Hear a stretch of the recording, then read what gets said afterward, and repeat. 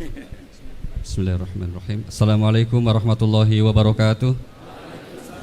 Alhamdulillah, salatu wassalamu ala rasulillah wa ala alihi wa sahbihi wa mawalah, amma ba'd. Yang sama-sama kita hormati Bapak Kiai Haji Bahauddin Nur Salim atau Gus Baha, Habib Hussein, Habib Ali, Bapak Ibu sekalian, rahimakumullah.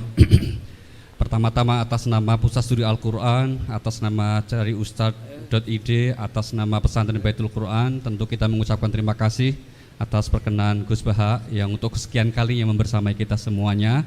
Mudah-mudahan ini menjadi berkah untuk kita semuanya. Kemudian yang kedua juga menyampaikan ucapan terima kasih kepada Bapak Ibu yang telah berkenan hadir. Sebetulnya tadi Gus Baha sudah menyampaikan ingin ngaji biasa saja seperti biasa dengan santri, tapi kemudian ternyata dibajak. Nah, karena yang bajak Habib Hussein, maka nggak berani nolak juga beliau, kira-kira gitu. Terakhir nanti kita mungkin akan ada sesi tanya jawab. Kita berikan beberapa kesempatan, mohon dipersiapkan. Tiga maksimal tiga. Maksimal beliau udah pesan 2 gitu. Nah itu nanti insya Allah kita beri waktunya dan kita akan sampai kajian kita akan sampai kurang lebih jam 8.00. Dan pesan terakhir untuk Gus Baha, nyun sewu, Gus Baha ngajinya katanya mungkin pakai bahasa Jawa, mohon Gus. Ya, karena Pak kalau bahasa Indonesia saya nggak bisa niru nanti kira-kira gitu. Terima kasih, semoga Gus, terima kasih. Assalamualaikum warahmatullahi wabarakatuh. Rabbi shrah li sadri wa yassir li amri wahlul 'uqdatam min lisani yafqahu qawli. Allahumma shalli wa sallim barik ala sayyidina Maulana Muhammadin wa ala alihi wa sahbihi ajmain, amma ba'du. Ingkang sangat kula hormati Habib Ali Asgaf, Habib Hussein Asgaf, semua keluarga, wonten Mas Fikri, Mbak Nasila, semua ingkang kula hormati, Mas Nurdin sedanten ingkang kula hormati. Niki ngaos ilmu dulu apa ngaji ijazah dulu ini?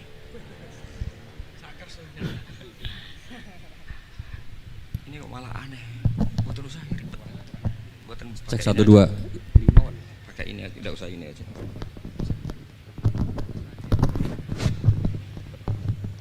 Gampang mana? Jelas. Nah.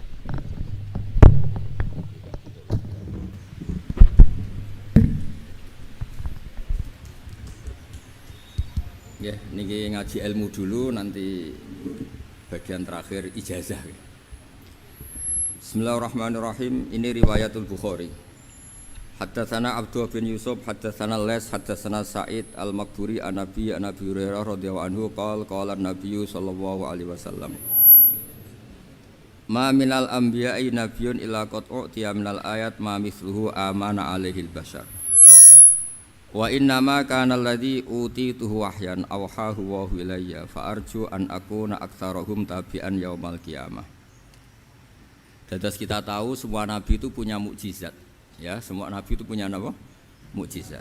Mukjizat itu hal yang luar biasa yang memastikan manusia itu tidak bisa menyainginya atau menandinginya. Dan rata-rata mukjizat nabi dulu itu fisik. Misalnya ontanya Nabi Soleh itu kan onta tapi keluar dari batu, itu kan aneh, aneh sekali. Atau tongkat Nabi Musa bisa simsalabim mengeringkan laut apa? Merah.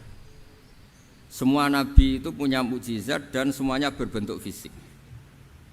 Kecuali mukjizatul Rasulullah sallallahu alaihi wasallam itu berupa Al-Qur'an. Al-Qur'an itu konsep ilmiah.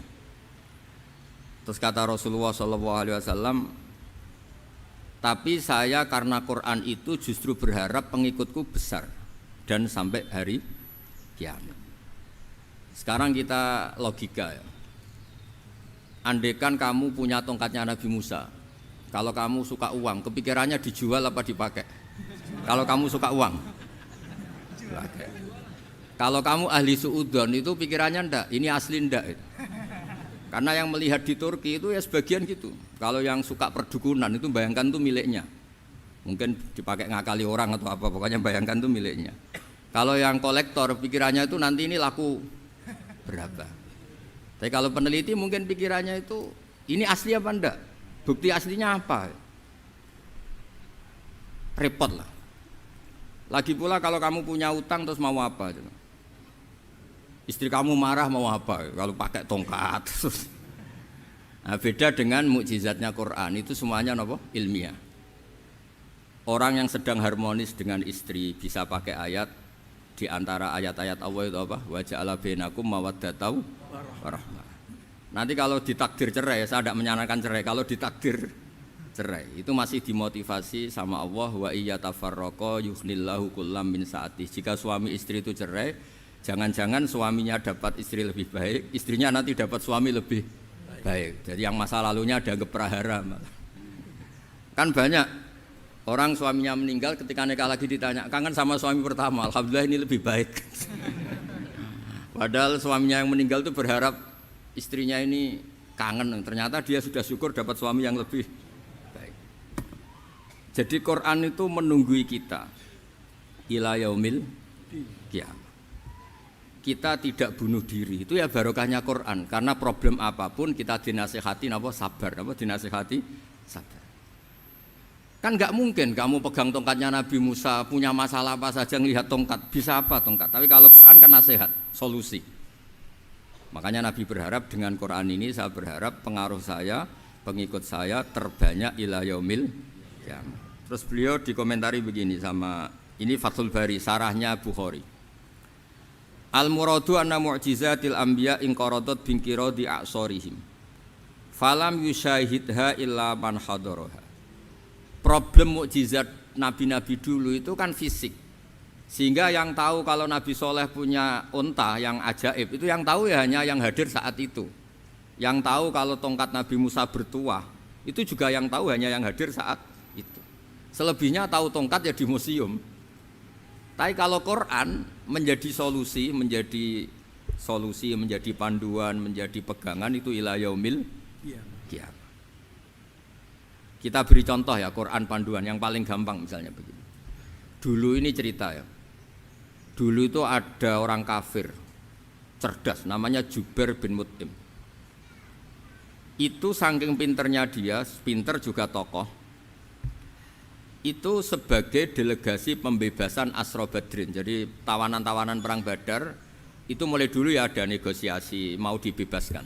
Terus orang-orang kafir ini menugaskan namanya Jubair bin siapa? Mut'im. Ini ada di Bukhari. Karena ini ngaji di Jakarta, kalau orang nggak tahu hadis juga tanya ini sahih enggak gitu. Wong nggak tahu kok tanya itu aneh-aneh. Padahal kalau dibodoni itu ya nggak tahu. Tapi ya tetap tanya, hadisnya ini sahih enggak. Ini kata kiai apa kata nabi ini ya. Memangnya kata nabi kamu dengar kan ya lewat kiai. Emang. Setelah itu Jubair itu datang ke Madinah. Dengerin ya, datang ke mana? Madinah.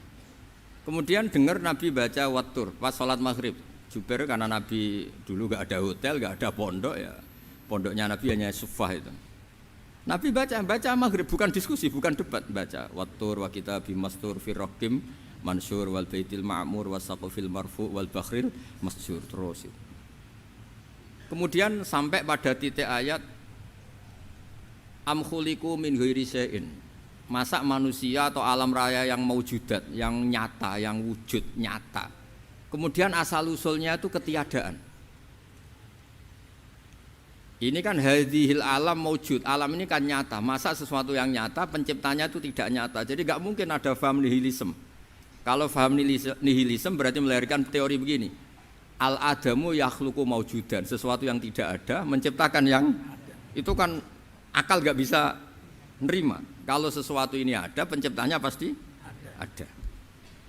Terus akhirnya Jubair bin Mut'im itu simpuh di depan Rasulullah terus bilang, ya Muhammad kada qalbi ayatir, hampir saja hati saya terbang. Kalau riwayatnya Imam Ahmad, faka'anna masudi aqalbi, hati saya dihancur. Semua teori yang saya bawa untuk ngelawan kamu sekarang luluh semua, hancur semua. Yang benar adalah teori Anda bahwa Tuhan itu satu dan Tuhan itu ada sebelum semua makhluk. Coba kalau Nabi Muhammad ada Jubair bin Mut'im terus menyembunyikan tongkat dekat mihrab, terus dilihat ini apa, paling pikirannya ini dari kayu apa, terus yang bentuk tongkat itu tukang pemahatnya siapa, kok kurang keren, kalau di Blitur gimana ya, kan malah panjang. Kira-kira kalau mukjizat itu dari tongkat itu malah panjang lah pokoknya panjang. Lagi pula kamu coba kan nggak ngarah mandi, itu yang mandi kan nabinya bukan tongkatnya. Coba tongkatnya Nabi Musa coba anak-anak beki itu. Dipakai mukul kucing aja tidak mesti mati itu. Jadi enggak jelas mukjizat-mukjizat seperti itu enggak. Tapi kalau Quran menunggui. Sampai saking hebatnya Quran, teori rasionalitas, soal kampanye di mana-mana. Tingkat validitas, tingkat kebenaran Quran. Itu bahkan bisa diuji tanpa membuktikan. Tanpa apa? Membuktikan. Cukup pakai akal. Saya tidak bosan-bosan cerita ini karena ini khazanah kita. Di kitab Nailul Ma'mul itu, di kitab Usul Fiqih. Saya berkali-kali cerita ini karena ini untuk menunjukkan bahwa Quran itu liqaumi ya'qilun, liqaumi yatafakkarun. Ada seorang kiai, seorang ustadz, kiai dulu itu ya memang orang soleh, alim terus jadi kiai. Kalau kiai sekarang tuh macam-macam, nganggur terus ingin jadi kiai, terus daftar gitu. Ada lowongan di yayasan masuk ingin jadi ustadz karena dengar ada gajinya. Dulu tidak ada seperti itu, tidak ada. Makanya dulu itu kalau ustadz kiai pasti soleh karena dia alim terus ingin orang lain tuh mendapat ilmunya. Kalau sekarang nggak ada yayasan sehat, guru gajinya sekian. Yang nggak ingin jadi ustadz tuh daftar karena ada gaji. Apalagi ada kabar, ada gaji, ada mes, ada wah yang daftar banyak. Tapi mentalnya ada kiai sebetulnya. Ya kalau sampean tanya itu baik dah Gus, ya setengah baik. Ya maksudnya setengah baik ya ada baiknya lah, namanya profesi ngajar itu kan baik. Tapi setengah saja karena motifnya itu nyari gaji, bukan ingin mencerdaskan umatnya Rasulullah SAW. Itu Imam Amudi itu guru matematika. Saya nggak bosan-bosan cerita ini, guru matematika. Muridnya sampai takut, ini masuk surga ndak? Kiai kok ndak ngajarin istighosa atau tahlil malah ngajarin apa? Matematika. Beliau meninggal terus muridnya tanya, "Ma fa'alallahu bik?" Kira-kira gitu. Apa yang dilakukan Allah? Allah nyambut Anda gimana?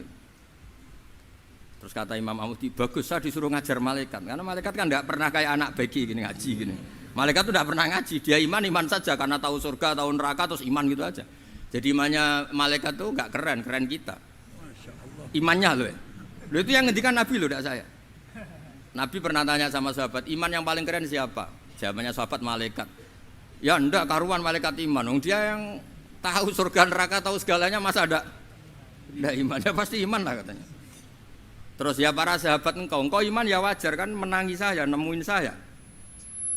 Yang hebat itu orang-orang yang tidak melihat saya, tidak saya didik tapi tetap iman. Karena dididik akal, ya tadi dididik Quran, apa dididik Quran. Sama siapa? Teks bahasa Arabnya masang.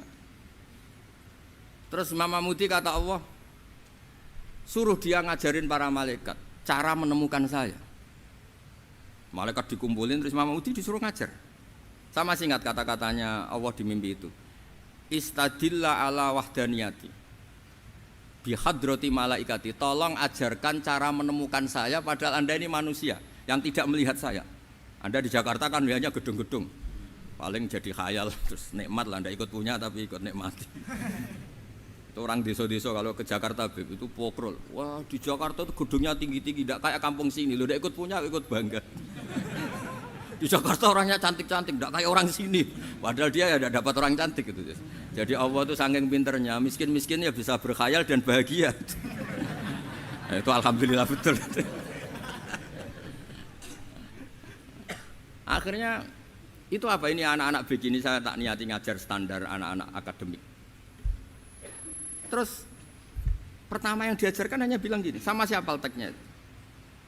Ya malaikat wahi para malaikat. Terus beliau bilang, nisbatus naini wassalasah ila malanihayata lahu nisbatul far'i ilal asli. Angka itu jumlahnya berapapun 2, 3 sampai triliunan.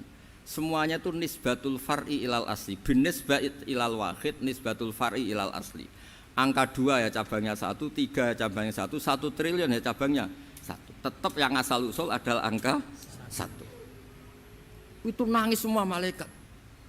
Cara Jawa itu mandekman kowe iman kaya imanku. Makanya imannya umat Rasulullah SAW itu PD-nya yakinnya kayak imannya malaikat. Kalau Tuhan itu 1. Karena angka enggak bisa dimulai kecuali dengan angka 1. satu. Makanya nisbatus naini wassalasah ila ma la nihayatalahu iku nisbatul far'i ilal asli. Semuanya itu nisbatnya cabang ke induk. Berarti semua alam raya ini tetap asal usulnya satu, yaitu qul huwallahu ahad. Nah, itu namanya akal. Umatnya Rasulullah itu ditinggali mukjizat akal lewat panduan Quran, sehingga meskipun kita tidak menangi Rasulullah, tidak menangi sahabat, kita tidak tahu malaikat Jibril, tapi cara iman kita ini tidak kalah keren. Yakin, hakul, yakin. Terus kedua, gambar. Kamu gambar rumah, gambar hewan, gambar apa saja, mesti dimulai satu titik. Entah gambar kamu bagus, entah jelek, tetap dimulai satu titik. Nah, titik ini namanya nuqtatul wujud. Semua alam raya dimulai dari satu titik, yaitu nuqtatil wujud. Makanya Quran dimulai bismillah, dan bismillah itu dipilih sama Allah pakai pertama ba itu ada titik. Itu kata semua ulama. Itu titik itu singkatan dari bi kana makana wa bi yakunu mayakun. Karena saya semuanya ada. Bi itu karena saya. Jadi makanya santri-santri beki tidak usah bayangkan kamu jadi wali terus bisa terbang ke Mekah, tidak usah. Kalau terbang ke Mekah ya sudah umroh aja bayar. Kalau enggak ya maklaran KBIH atau apa. Pokoknya cari gratis itu.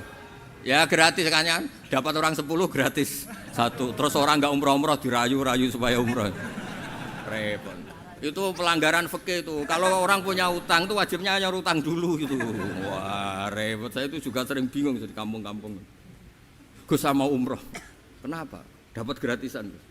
Minta uang saja buat nyaur utang. Enggak boleh Gus. Wah secara fikih yang wajib itu nyaur utang bukan umroh. Enggak boleh Gus diminta uang, enggak boleh, harus umroh. Udah gitu saya ini bingung Gus mau umroh. Enggak nikmati. Kenapa? Disuruh ngajar Gus. Repot semua kalau ibadah mergawe ya gini, bingung semua.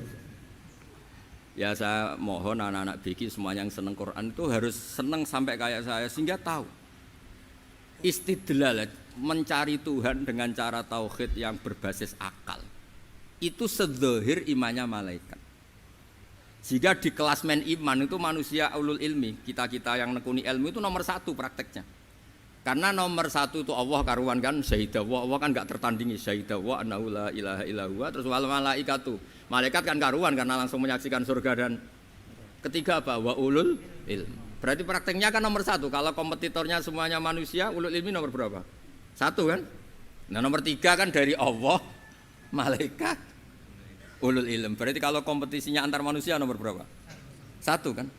Nah kenapa ulul ilmi di nomor 3 kan tapi dari Allah, malaikat, ulul. Kerennya kayak apa? Karena cara iman ulul ilmi itu enggak ada ragunya sama sekali. Kamu ragu enggak kalau 2 itu cabang dari 1, asal usulnya 1? Enggak pernah ragu kan? Semua gambar seruat apapun dimulai dari 1 titik, ragu enggak? Enggak kan? Nah imannya umatnya Nabi karena dipandu oleh Quran itu seyakin itu, sehakul yakin itu. Nah itu terus Jubair bin Mut'im jadi iman. Am khuliqu min ghairi syai'in am humul khaliqun. Terus kata Allah lagi, kalau kamu tidak percaya saya yang bikin langit bumi ya gampang dong. Kamu saja yang ngomong kalau kamu yang bikin. Paling orang sepakat kamu stres. Terus hanya ayat gitu, am khalaqus samawati wal ard. Kalau kamu tidak yakin Allah yang bikin ya silakan Anda klaim saja kalau kamu yang bikin langit bumi. Bala yuqinun. Kamu juga enggak mau kan dibilang stres. Nah ini terus saya teruskan ya. Makanya mukjizat terbesarnya Nabi adalah Al-Quran. Karena Al-Quran itu cerita tentang hukum-hukum akal, cerita tentang logika-logika peradaban. Misalnya logika peradaban, contoh paling gampang. Di Quran itu ada sekian ayat yang Allah cerita peradaban. Misalnya wa ahsinu innallaha yuhibbul muhsinin. Itu dikutip terus kemudian disimpulkan dalam peradaban. Kata Sayyidina Ali karramallahu wajhah ngendikannya gampang. Ahsin man syi'ta takun amirah. Kamu berbuat baik saja sama seseorang, maka otomatis kamu akan jadi pemimpinnya. Ada orang enggak tamat SD, enggak tamat papa, gobloknya minta ampun. Tapi karena gaji seorang pakar. Oh, kamu tak gaji 1 bulan 1 miliar. Perusahaan saya jadikan besar. Itu dikongkan ngalor ngidul ya nurut. Hanya karena dia ihsan. Terus wastaghni amman syi'ta takun nadhira. Saya ulang lagi. Wastaghni amman syi'ta takun nadhira. Dan kamu jangan butuh orang lain siapapun dia, maka kamu akan setara. Misalnya ada menteri orang antri mau salim, tapi kamu tidak butuh kan tenang saja. Tapi kalau kamu butuh, habis kamu. Ya kan, kamu tidak butuh seseorang maka kamu posisinya akan setara. Kamu harus sopan karena punya utang jasa. Kalau nggak punya apa-apa kan setara. Ya enggak? Misalnya kamu jajar rektor atau jajar menteri, jajar apa saja. Kalau kamu tidak punya utang kan, kamu jajar menteri tidak punya utang. Sama jajar satpam tapi punya utang, takut mana?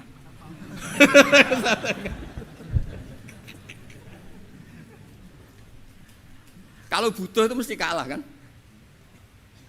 Ada pejabat misalnya nggak begitu cantik sama perempuan cantik yang kamu butuh ingin dicintai, takut mak.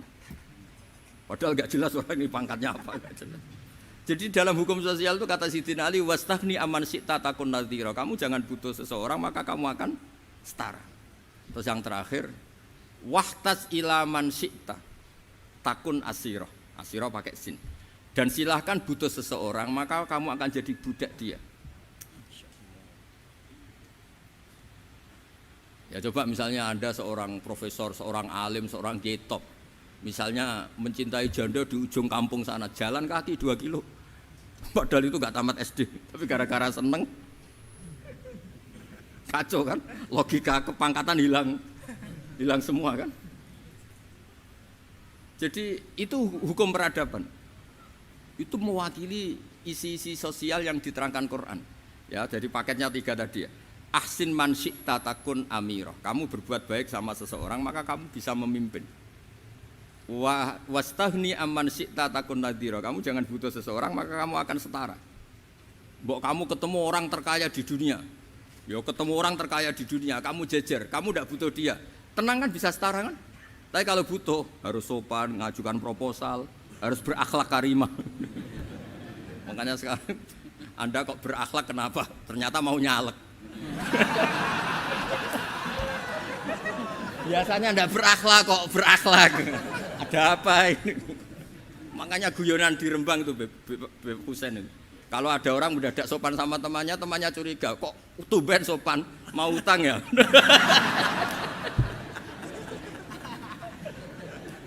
Zaman akhir itu kacau.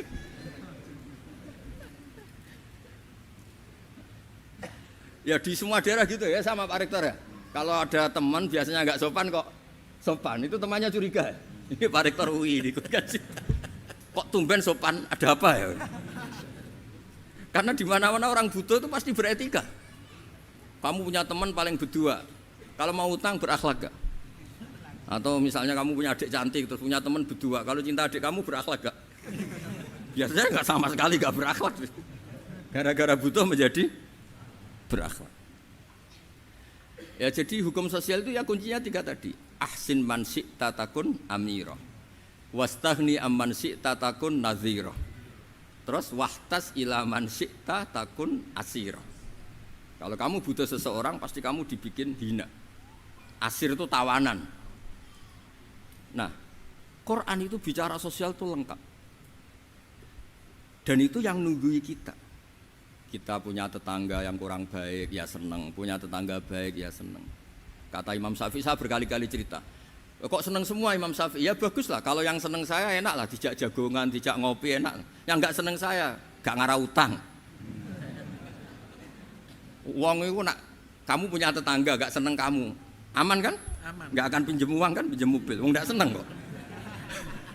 Makanya Imam Syafi'i itu kalau ngedikan luar Syafi'i, diceritain orang, ya Aba Abdillah bagiannya, ya Aba Abdillah orang itu gak seneng kau, bagus lah.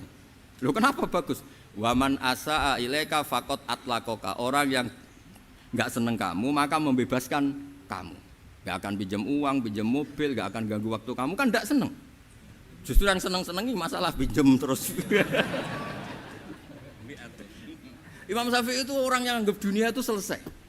Ada yang cerita, ya Aba Abdillah, orang yang tadi cium tangan engkau, yang hormat engkau, di luar maki-maki engkau, ngerasain engkau, ngata-ngatain engkau. Ya bagus lah. Kok bagus gimana? Berarti saya wibawa, depan saya tidak berani. Berarti saya wibawa, di depan saya tidak berani. Berarti itu makomnya sudah kulillah sumadarhum fi khawdihim yal'abun. Sudah dunia itu selesai, sudah agak penting semua. Nah, itu kalau kamu anak-anak bagi ahli Quran sudah ayatnya qulillah sumadarhum fi khaudihim yal'abun, sudah lihat Allah saja gak penting makhluk-makhluk itu. Udah makhluk semua gak penting, sepenting Allah.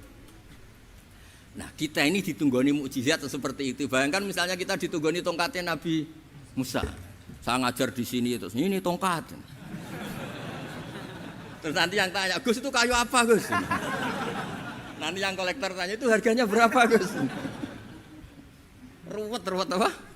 Terus yang ahli suudon itu asli gak Gus? Wah. Yang ahli suudon kan mesti tanyanya gitu, itu asli enggak Gus? Repot-repot pokoknya. Tapi kalau Quran kan jelas, kenapa? Jelas. Ya terus saya teruskan. Fala yamurru terus al murad anna mu'jizatil anbiya in qaradat bi qidari aqsam wa mu'jizatul Quran mustamirratun ila yaumil qiyamah wa kharquhu lil adat fi uslubihi wa balaghatihi wa ikhbarihi bil maghibat. Terus kata ini yang ngarang Fathul Bari sarahnya Imam Bukhari. Fala yamurru asrun minal aqsar illa wa yadharu fihi syai'un mimma akhbaru bi annahu sayakun yadullu ala sihhati da'wahu. Wa hadza aqwal muhtamilat wa takmiluhu fil ladzi ba'da wa qilani ya anal al makna anal mukjizat al madiyah kanat khissiyatan tusyahadu bil absar kana qati sholeh wa asa Musa. Mukjizatnya nabi-nabi dulu itu hanya penyembuh, hanya pelengkap, hanya nuruti keinginan mata. Seperti dahsyatnya apa? Laut Merah di sebelah apa dipukul sama tongkatnya Nabi siapa? Itu semuanya itu hanya memanjakan mata. Urusan mata. Terus wow itu. Tapi kalau mukjizatnya Nabi Muhammad itu berdasar akal. Maksudnya berdasar akal nih dengerin ya. Dengerin betul. Ketika Laut Merah terus tersibak kan wow itu keren kan? Terus kita bilang menyimpulkan, wah kita tidak akan mampu.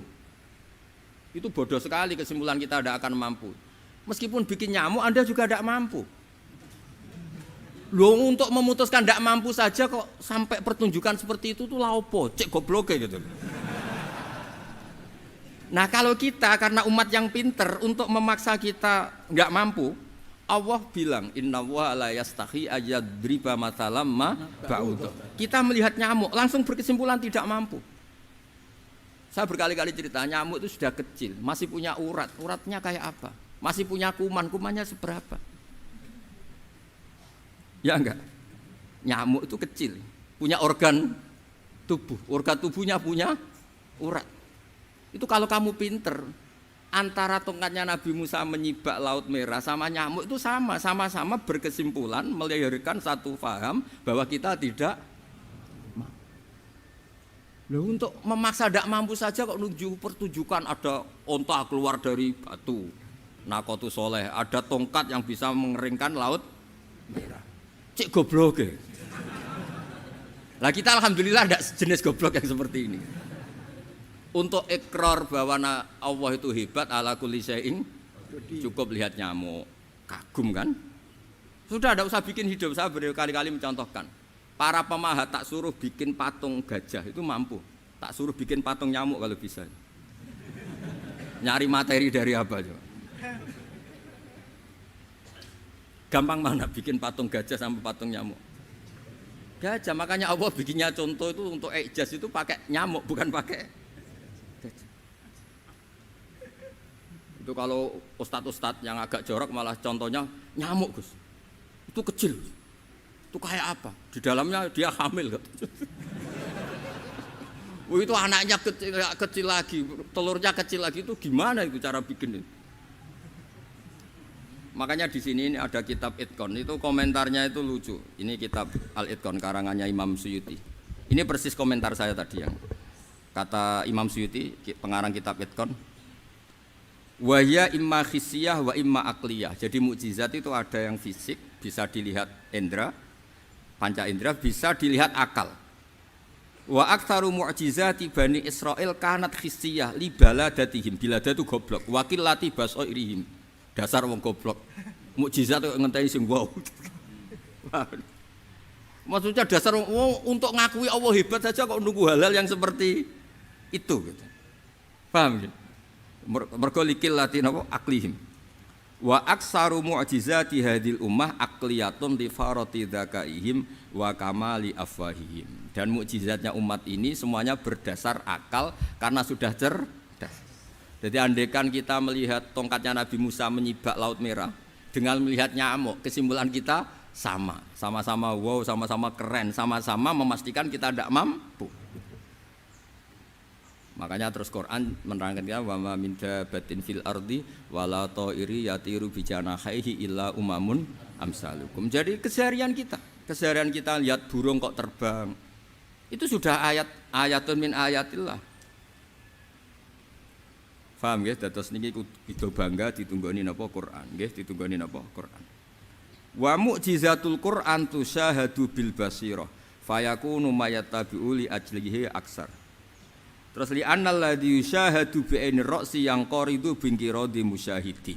Sesuatu yang tampilan dahsyatnya itu disaksikan mata, maka itu bisa habis. Era tongkat Nabi Musa seperti itu habis enggak?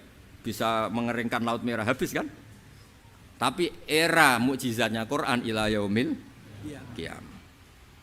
Ya contoh sosial, saya kembali lagi ke sosial. Kamu punya teman awet atau punya istri awet, itu konsepnya ya wal kadhiminal ghaidh, agak gampang tersinggung. Coba kalau kamu setiap tersinggung putus, setiap tersinggung habis, kamu tidak punya teman, tidak punya istri. Sampai kita awet seperti ini, kalau kecewa ya wal kadhiminal ghaidh, ngempet. Termasuk saya ini, biasanya ngaji khusus terus bajak gini ya kecewa. Tapi barokahnya diwarai Quran wal kadhiminal ghaidh, ngempet Gus, ngempet. Terus kecewa sama teman, kenapa tidak putus? Karena wal afina Aninna sudah, kalau kecewa maafkan. Coba kalau kita kecewa presiden demo, kecewa menteri demo, kecewa orang tua minggat, ya kalau dicari, kalau tidak kan malu.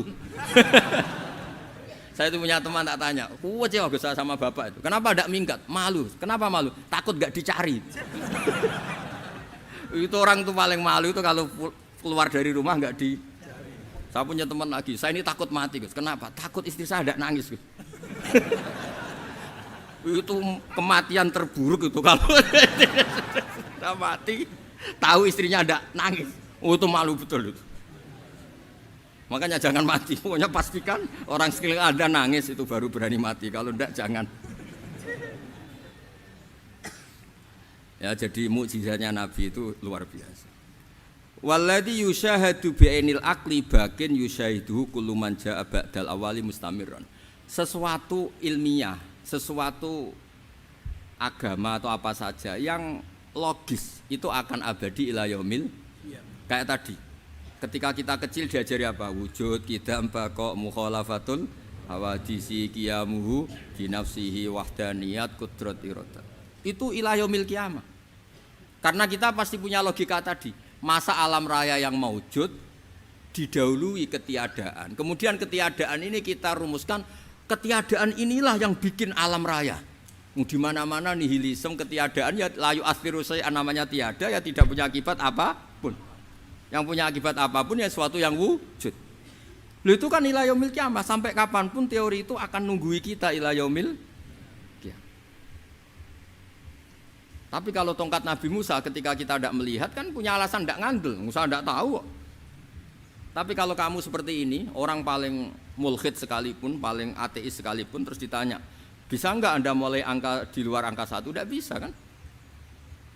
Makanya benar Imam Amudi tadi, ketika diminta Allah, istadilla ala wahdaniyati bi hadrati malaikati, tolong ajarkan kenapa manusia begitu yakin kalau saya ini satu, padahal mereka tidak melihat saya.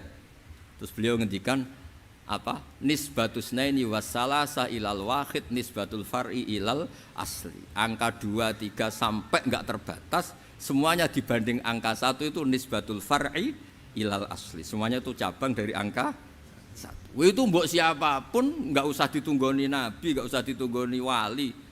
Logikanya akan seperti itu. Itu yang dimaksud apa? Walladzi yusyahadu bainil aqli bakin yusyahidu kul man ja'a badal awal mustamir. Ya ini masih ada waktu seperempat, ini ijazah. Kalau ijazah enggak boleh tanya, ijazah ini. Dan itu yang fotokopi lebih besar itu ijazah.